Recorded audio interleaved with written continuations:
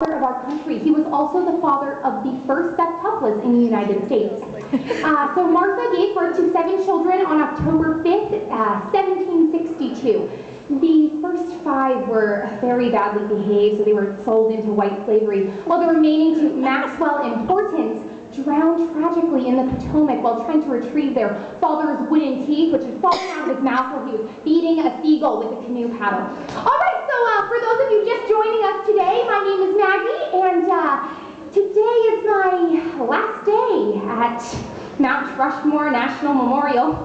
There's been some cutbacks in the National Park Service, so I've been let go, which I find to be a great disservice to tourists like yourselves hungry for history. Yum, yum, yum. So, if you look to your right, we have the next head belonging to Thomas Jefferson. Now, who, this may come as a surprise to many of you, was actually born without skin from the neck down.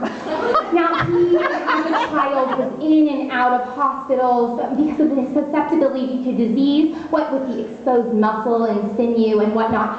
But in 1772, his good friend Benjamin Franklin actually created a crude epidermis out of sheep's bladder and carpenter glue, and he held it together with pewter hooks made in Paul Revere's solar shop. Now, as many of you may have heard, Paul Revere was a smithy, which is one of my favorite words, and he was also a eunuch, which wasn't very common in the 1700s. Though there were a few. So there was Sam Adams, he was a eunuch, and Nathan Hale, who I've actually heard has a wonderful singing voice. Now, I bet that's something you haven't heard on any other tour today. That's interesting, isn't it? If anyone has any questions, feel free to raise your hand and stick it up your ass. Oh, that's just the kind of mood I'm in.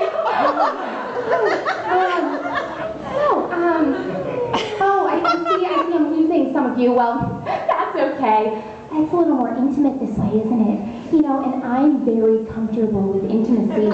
Unlike a certain Victor Collins, my direct supervisor here at Mount Rushmore, and the reason for my layoff and my monthly herpes outbreak. Moving on.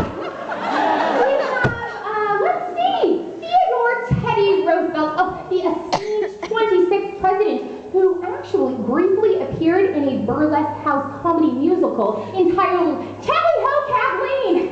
He enjoyed chess and long walks on the beach. Coincidentally, so does Victor Collins, my ex-lover slash boss. Any complaints about today's tour can be directed towards him.